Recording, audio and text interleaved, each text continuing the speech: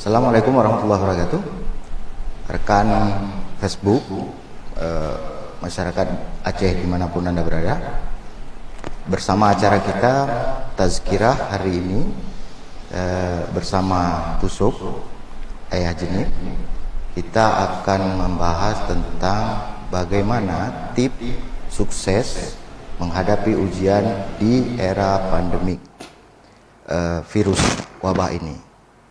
Teman netizen dimanapun Anda berada, kita tahu bahwa kondisi Aceh yang sangat rumit hari ini menghadapi wabah virus, dan juga menghadapi polemik ekonomi, masalah sosial di mana di berbagai sektor, hingga kemudian upaya-upaya untuk mengatasinya penting untuk melibatkan semua pihak, terutama dalam hal ini adalah ulama dan cendekiawan kita, agar sama-sama kita bersatu memperkuat diri untuk melawan wabah virus yang cukup meresahkan ini. Bersama saya sudah ada Ayah Sob atau Tusuk Jenib. Hari ini kita akan melihat kondisi Aceh yang serba sangat sulit, dan tentu ini secara keimanan adalah merupakan ujian bagi kita muslim, ujian bagi kita yang beriman. Di saat kita menghadapi bulan Ramadan untuk meningkatkan amalan dan ibadah, di saat itu pula wabah corona itu menghampiri kita. Di samping wabah sebagai ujian, kita juga menghadapi ujian-ujian lainnya, kesulitan pekerjaan, kesulitan melakukan aktivitas, kesulitan pangan, dan kesulitan lainnya. Tentu ini secara iman kita akan melihat ini sebagai ujian dari Yang Maha Kuasa. Hari ini kita akan berdiskusi ringan dengan Ayah untuk melihat bagaimana tipsnya menghadapi ujian ini. Para netizen, Facebooker dimanapun Anda berada, sebelum sampai ke sana, kita ingin tahu bahwa bagaimana Ayah melihat kondisi Aceh hari ini dengan penyebaran wabah virus corona. Ya, terima kasih. Pertama, saya langsung aja kita to the point. Ini kita ingin melihatnya dalam perspektif iman, karena sebenarnya kita orang beriman, lewat iman kita dipersiapkan menghadapi apapun yang akan kita hadapi di dalam menjalani kehidupan. Memang perjalanan hidup, kita sama-sama sadari semuanya itu penuh liku-liku. Sering terdampar pada kenyataan yang tidak pernah kita bayangkan sebelumnya. Itu semua, hampir semua begitu. Cuma bagi orang beriman, apapun yang akan terjadi, sudah ada sebuah format yang untuk siap menghadapi semua itu sebenarnya. Karena kalau kita ketahui ya, pertama, iman ini ada iman yang merupakan akidah prinsip. Tapi lewat prinsip itu akan melahirkan sebuah sikap dan perilaku di dalam menghadapi kehidupan, juga dalam menghadapi Sang Pencipta. Yang sikap dan perilaku yang berangkat dari prinsip yang merupakan dasar pemikiran, itu juga dikatakan dengan tauhid amal. Ya.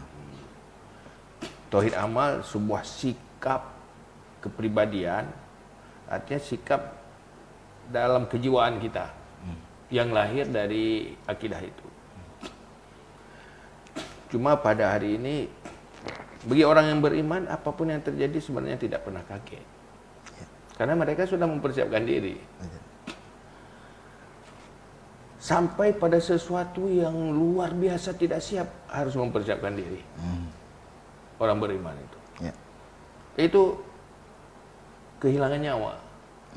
Tidak ada seorang pun Kalau secara kemanusiaan dan perasaan, binatang pun tidak ingin hilang nyawa.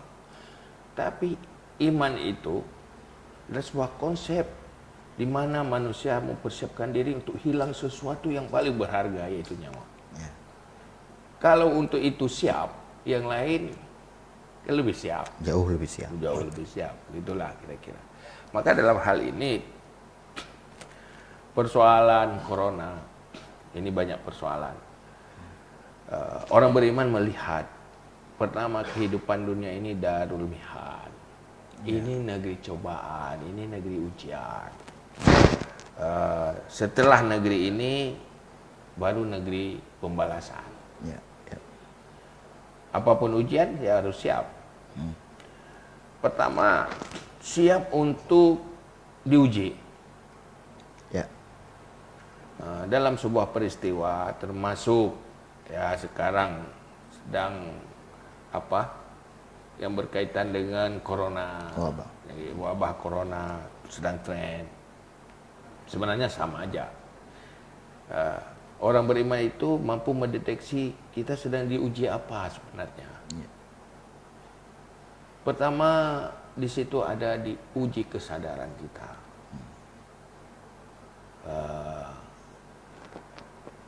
Kita mau sadar tidak dengan ujian ini? Apa kesalahan dan kekeliruan kita? Karena Allah sudah menjadi sunnahnya, apapun yang ditakdirkan umumnya tidak lepas dari ulah manusia. Ya. Bala, cobaan itu selalu terkait dengan ulah tangan-tangan manusia. Zaharal fasadu fil barri wal bahri bima kasabat aydin nas. Semua kerusakan dan kehancuran di laut dan di bumi itu tidak lepas daripada ulah tangan-tangan manusia. Ya. Entah itu berupa dosa-dosa dan kekeliruan-kekeliruan. Orang beriman itu tahu kalau ini sebuah peringatan, langkah pertamanya apa? Ya taubat atas kesalahan itu. Menyadari kesalahan dan komit merubah kesalahan-kesalahan itu. Di situ juga diuji sampai di mana kita tawakal. Orang beriman sebenarnya orang yang tawakal. Wa 'alallahi fatawakkalu in kuntum mu'minin. Di atas Allah mestinya kamu bertawakal kalau kamu orang beriman. Salah satu uji keimanan itu menguji tawakal seseorang. Berserah diri. Ya. Tawakal itu menyerahkan keputusan kepada Allah bagaimana diatur oleh Allah. Ya. Kalau mana tawakal, jadikan Allah itu sebagai wakil untuk menangani urusan kita. Ya. Itu maknanya tawakal. Ya. Allah kan lebih tahu. Kayak pengacara juga. Soal orang yang berperkara Ya. menyerahkan urusan kepada pengacara karena yang paling tahu beracara itu pengacara. Kan? Ya, kuasa Tapi hukum. nggak ada yang lebih tahu dari Allah, tidak ada yang lebih mampu dari Allah. Maka orang beriman menjadikan Allah itu semacam wakilnya dalam mengurus kepentingannya. Ya. Ya. Itu sebuah kekuatan. Allah ingin melihat kita. Wa may yatawakkal 'ala Allah fa huwa hasbuh. Allah sudah berjanji mau lihat siapa yang tawakal padaku, benar-benar tawakal padaku. Ya. Ya. Kalau kita sudah tahu ketauhidan yang benar, prinsip yang benar, tidak ada cara lain. Ujungnya tetap tawakal kepada Allah. Kita juga diuji kesabaran kita. Juga diuji bagaimana kita hidup realistis. Kalau dalam bahasa lain tauhid, bahasa agama itu tauhid, itu tauhid juga. Ya. Keimanan, tauhid tapi tauhid sikap, tauhid beramal. Tauhid itu membuat kita manusia yang realistis, mampu menerima kenyataan yang ada, enggak memaksa kehendak. Bagaimana kita menjadi orang yang sabar. Yaitu tawakal, sabar, tauhid, kemudian ridha dengan keputusan Allah. Ini hal-hal ini yang sebenarnya perlu dipelajari. Ya. Kalau kita tidak punya konsep tawakal, konsep tauhid yang benar, konsep ridha dengan keputusan Allah, qada qadar Allah, itu belum selesai sebenarnya. Masih dipertanyakan keimanan kita itu gimana. Ya. Maka kalau masih bermasalah ya di situ kita sempurnakan. Begitu kira-kira. Nah, kalau hari ini fenomenanya kan ramai di antara kita yang mengeluh, bahkan cenderung berputus asa ya, karena berbagai keadaan yang menimpa dari keluarga. Misalkan putusnya penghasilan, hilangnya pekerjaan, segala macam. Tentu ini butuh tingkat keikhlasan dan tawakal tadi yang luar biasa.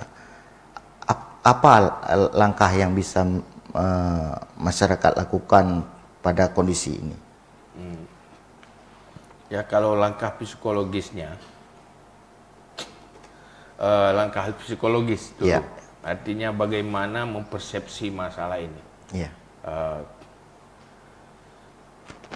Kalau Allah dalam Al-Quran kan sering kita dengar orang yang membaca, yaitu lanabluwannakum bisyai'im minal khaufi wal ju'i wa naqsim minal amwali wal anfusi was samarat wa basyiris sabirin. Yang membuat sebuah situasi itu Allah. Ya. Kami ingin coba kamu. Timbul rasa kekhawatiran dan takut. Ya. Allah mentakdirkan sesuatu yang membuat kita khawatir dan takut. Dan banyak kekurangan kebutuhan. Buah-buahan dan macam-macam. Ya. Makanan, kebutuhan hidup manusia. Tapi ujungnya tetap Allah mengingat kita. Wa basyiris sabirin. Ya. Beri kabar gembira kepada orang yang sabar. Disinilah kesempatan untuk mendapat sesuatu yang menggembirakan. Ya. Untuk mendapatkan itu ya lewat kesabaran. Ya. Sabar itu adalah ketangguhan jiwa kita. Seberat apapun kita mampu menghadapi dengan senyum. Ya. Dan selalu apapun persoalan dia akan berlalu. As-sahabu satang kasy. Badai itu pasti akan berlalu. Jadi jangan putus asa. Tunggu saatnya. Enggak usah takut. Allah punya cara tersendiri. Allah sedang menguji kesabaran kita. Yang perlu bagaimana kita sukses menjadi orang yang sabar. Dan tangguh. Itu tenang aja, nggak apa-apa. Ya. Bagi yang sukses dengan kesabarannya, mereka akan mendapatkan kabar gembiranya nanti dari Allah. Ayah, teman-teman netizen, Facebooker yang ingin bertanya, dipersilakan untuk melakukan komen di bawah siaran langsung ini. Nanti pertanyaannya juga akan kita teruskan kepada Ayah Su. Ayah, dalam hal mempersiapkan diri tadi, mulai dari kita bertawakal, menyerahkan segala urusan dan penyelesaian pada Allah, meningkatkan ibadah kita, kemudian bersabar dan ikhlas.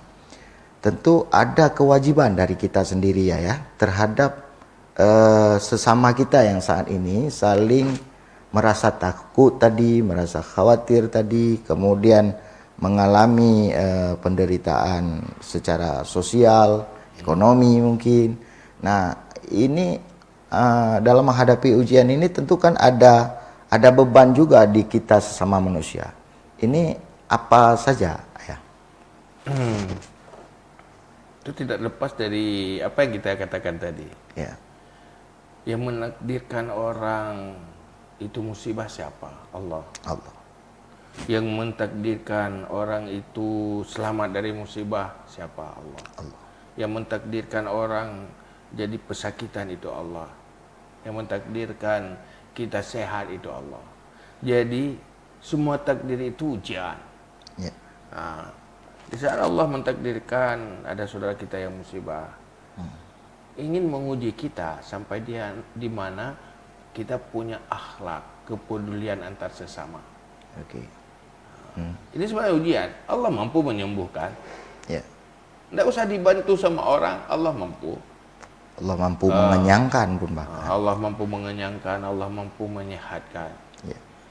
Terus bagaimana Allah mampu membuat manusia ini semua terpetunjuk baik, semua mampu. Ya. Tapi kenapa? Ini kan ujian. Ya. Allah mentakdirkan orang jahat, Ya. orang yang sesat. Ya. Maka Allah mentakdirkan orang beriman untuk menguji sampai di mana orang beriman itu mampu dan mau melakukan sesuatu yang memperbaiki orang-orang yang rusak itu. Ya. Allah mentakdirkan orang sakit untuk melihat siapa yang mampu mengobati sampai di mana. Mereka mau melakukan itu untuk menguji. Di sini menguji orang lemah ditakdirkan untuk diuji bagaimana orang kuat menghadapi orang lemah itu. Ya. Orang sakit itu diuji, orang-orang yang mampu mengobatinya itu diuji oleh Allah sampai di mana. Ya. Mereka mau menangani itu lillahi ta'ala, karena Allah. Ya. Allah ingin melihat itu. Karena ini negeri ujian. Ya. Maka Allah akan membalas nanti. Jadi jangan salah-salah menjawab ujian. Ya. Maka perlu seperangkat ilmu yang benar untuk menjawab itu. Kalau kita mengatakan tadi tawakal, belajar lagi tentang tawakal itu. Ya. Apa rahasia dari tawakal itu? Ya. Kenapa kita harus tawakal? Kenapa itu sebuah kekuatan besar? Di saat Allah melihat seorang hamba benar-benar bertawakal kepadanya, maka kekuatan Allah akan diberikan, akan ditakdirkan kepada mereka. Ya. Wa may yatawakkal 'ala Allah fa huwa hasbuh. Kalau benar tawakal kepada Allah, sudah, Allah sudah cukup sebagai pelindung, pendukung dan pembantu. Jadi bagi yang sebagian kesulitan itu bagian dari ujian, tapi yang di saat ada saudaranya yang kesulitan tapi dia cukup mapan, itu juga bagian dari ujian ya, agar dia peduli kepada saudaranya yang lagi kesulitan. Iya, itu bagi ujian. Oh. Orang kenyang punya beras, di sampingnya ada orang lapar. Ya. Itu kenapa Allah ingin melihat bagaimana rezeki yang saya titipkan kepada kamu, bagaimana kamu kelolanya. Perhatian nggak kamu ada orang lapar di situ? Ya. Itu akan dipertanyakan di akhirat nanti. Karena dalam agama ini ada seperangkat, kita harus saling membantu. Ta'awanu 'alal birri wat taqwa. Saling membantu di dalam kebaikan. Tidak mau membantu, tunggu pertanggungjawabannya, dipertanyakan nanti di akhirat. Kamu punya harta lebih, ada Allah mentakdirkan orang yang berhajat kepada apa yang ada di tanganmu. Apa kamu ada peduli? Tidak. Ya. Bahwa harta sengaja ditakdirkan pada tanganmu itu Allah mengujimu. Bagaimana cara mengujimu? Sampai di mana kamu peduli Kepada sesama. pada sesama kamu. Itu tunggu dipertanggungjawabkan di akhirat besok. Ya. Ya. Kalau benar kita melakukan itu, ya dapat pahala. Maka disitulah jalan menuju surga. Ya. Pilih jalan ke surga, ya jalan kebaikan. Semua ujian dijawab dengan benar, itu adalah jalan menuju surga.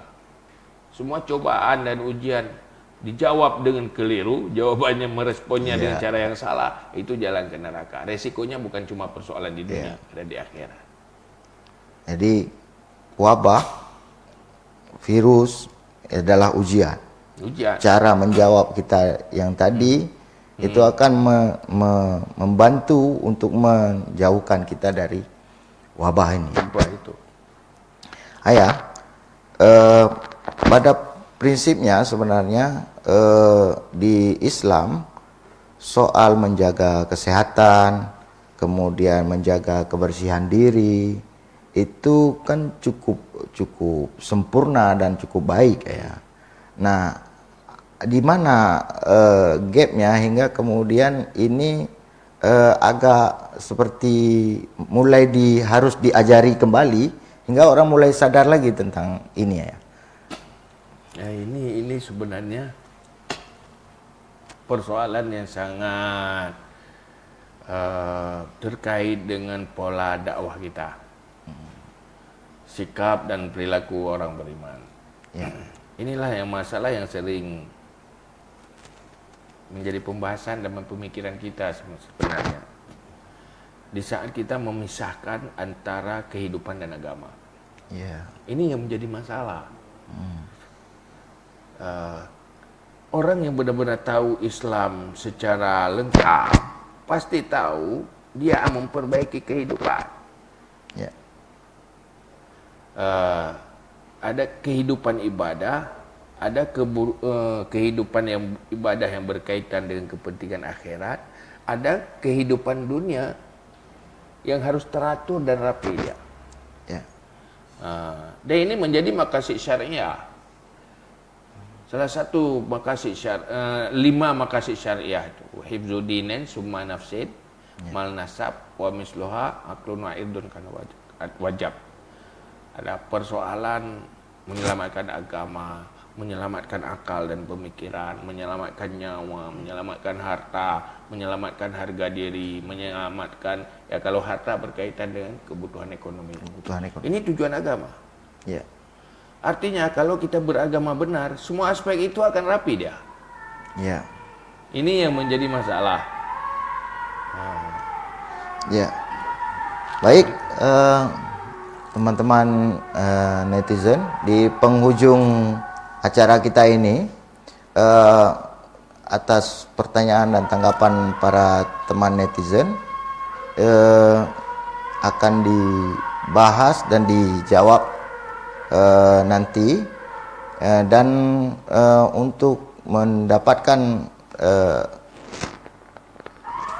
perasaan yang sama, kekompakan yang sama, perlawanan yang sama terhadap wabah yang cukup berbahaya ini, mungkin ayah bisa dengan closing statement apa yang harus kami anak muda, masyarakat, tokoh agama lainnya, pimpinan desa, pemimpin melakukannya.